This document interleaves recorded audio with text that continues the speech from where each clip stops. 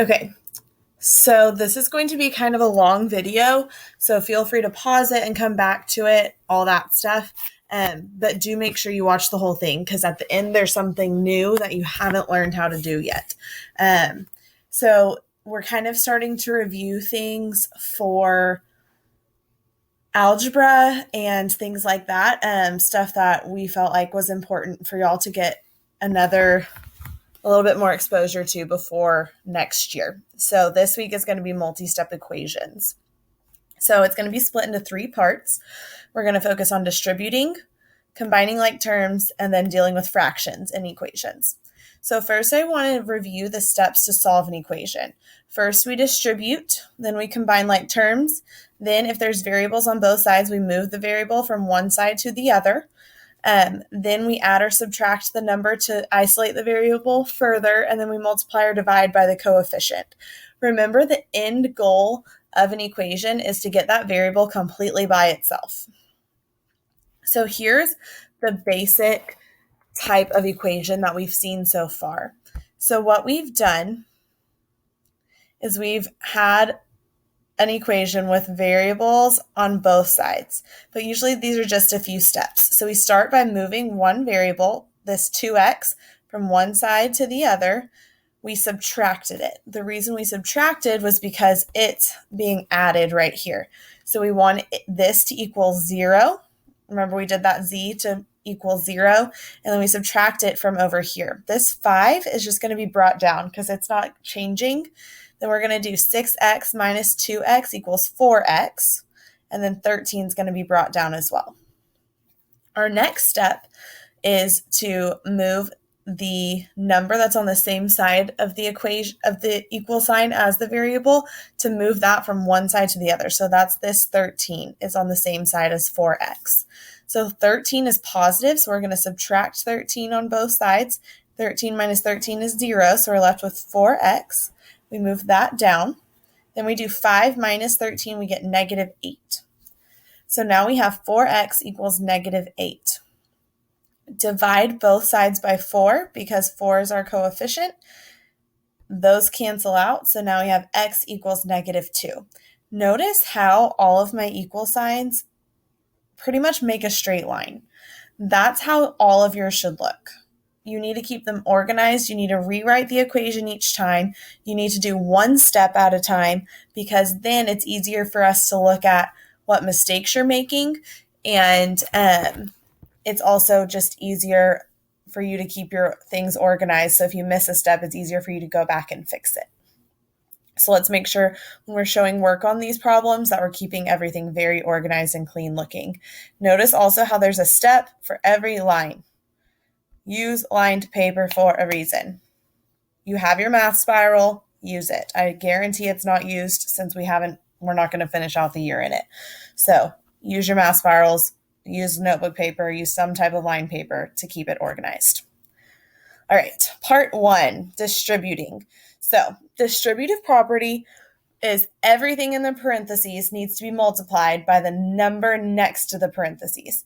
So right here is where I'm distributing because I have this negative 2 and it needs to be distributed to the 6 and to the 8x. Okay? This side right here is not being distributed, so it's just going to stay the same. We're just going to rewrite it on the next line. So then we're going to have negative 2 times negative 8x equals negative 16x. Okay? Then we do negative 2 times positive 6. Remember that the sign in front of the number goes with the number. It doesn't just magically disappear. So this negative 2 is being multiplied by these two positives. So now our new equation is negative 5x minus 34 equals negative 16x minus 12. Now I'm going to move this 16x to the other side. So this negative 16x is negative. So that means to switch it, I'm going to add 16x to both sides. Negative 16 plus 16x is Nothing. It's 0. That's why there's a z. So all we're going to do is take that negative 12 and bring it down. Now we're going to have negative 5x plus 16x is going to be 11x, and then we bring this 34 down. This is why it's so important to know your integers. You must know your integers or you're going to make big mistakes when it comes to adding and subtracting on these problems.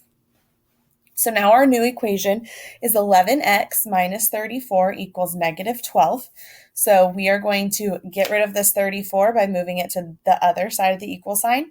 To do that, we have to add. So we're going to do negative 34 plus 34. That's going to be 0. And then we're going to do negative 12 plus 34, which equals 22. So now we bring this 11x down equals 22. Divide by 11 on both sides, so we get x equals 2. All right, part 2, combining like terms. Combining like terms is when we circle the numbers and box the variables. We need to make sure that we include the sign when we're doing our circling and boxing. You can only combine things on the same side of the equal sign, so we'll talk about what that means. So I went through and I boxed all the things with a variable, including the sign and number in front. And then I circled the numbers that were by themselves, including the sign in front of them. In class, when we taught this, I taught y'all to use different colors, but so you can do that if you want. But boxing and circling works no matter how many different colors you have, and it always works using pencil. So let's practice that. So I cannot combine this and this because there is an equal sign in the middle. I have to combine the numbers. If I have anything to combine, they have to be on the same side of the equal sign. So I have 2 boxes that are on the left side of the equal sign. I can combine those. And when I say combine, that means you always add, but you have to include the sign in front. So this is negative 7a plus negative 4a, which equals negative 11a.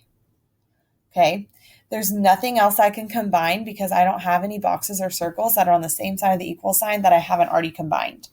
So I'm going to now rewrite my equation to be negative 11a plus 1 equals negative 2a minus 8. Notice the right side of my equal sign stays the exact same.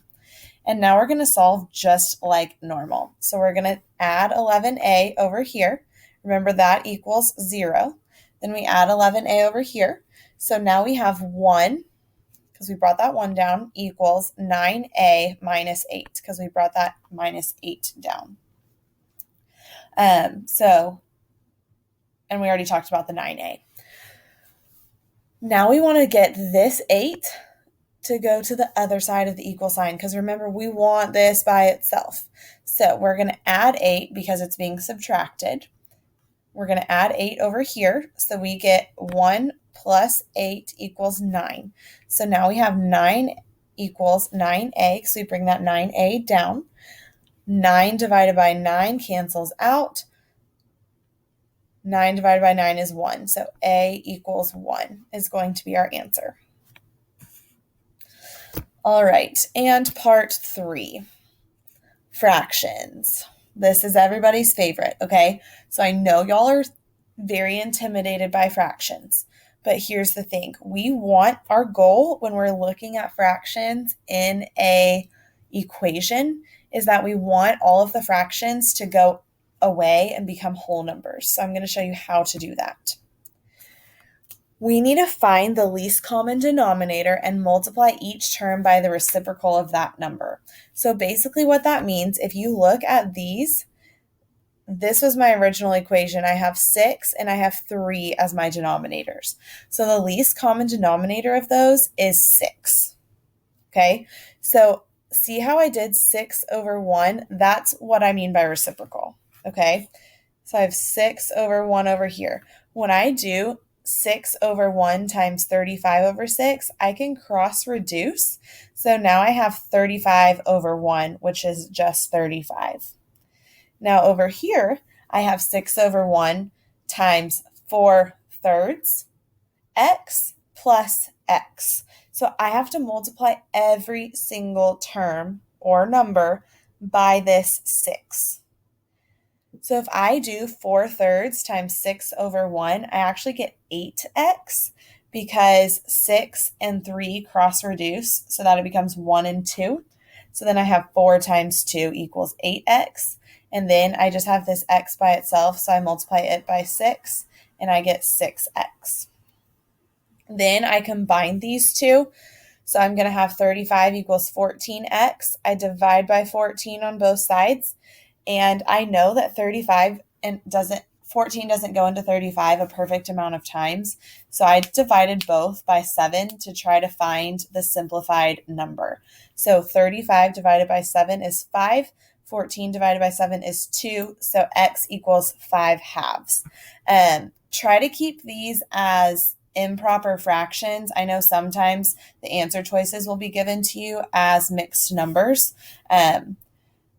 But improper fractions are always super easy to convert to mixed numbers if you need to. Most of the time you won't need to. Make sure that you understand all of this. If you have any questions, please reach out to your teacher.